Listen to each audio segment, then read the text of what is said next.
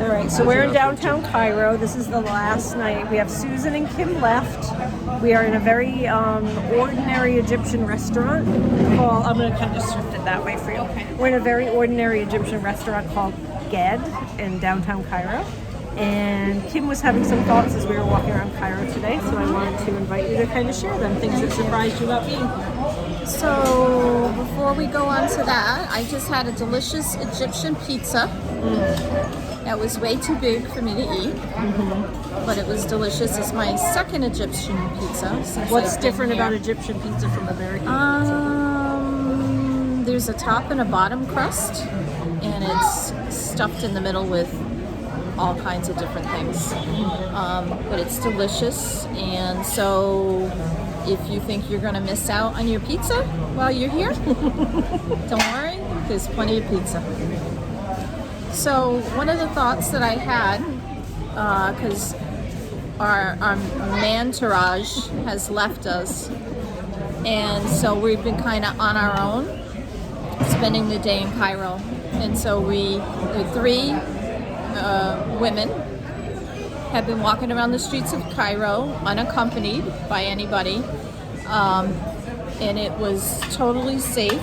The hardest part was crossing the street because it's a little crazy here with the traffic and everything. But the one thing that I wanted to say is that you can tell that I don't have my head covered, and we're out in public at a restaurant, and I've been out in the streets all day today. And this is how I've been for the last 10 days here. I haven't had to cover my head.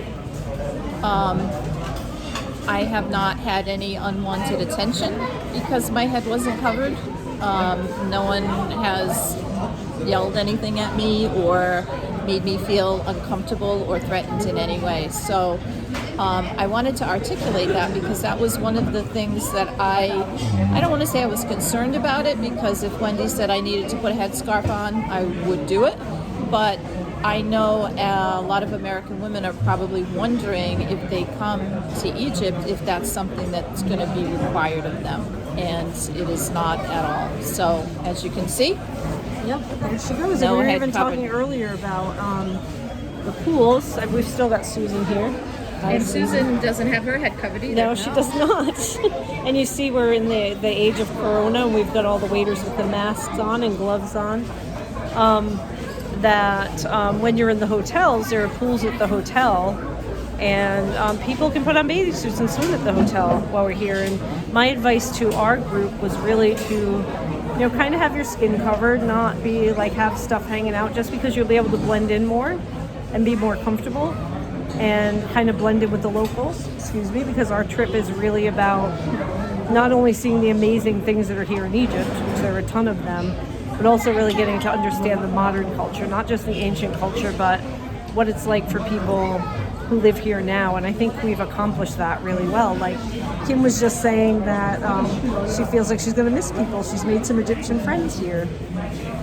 Yes, I am. I've never really, I've traveled a lot, but I've never really bonded with anyone that I can say they are my friend and that I miss them when I left.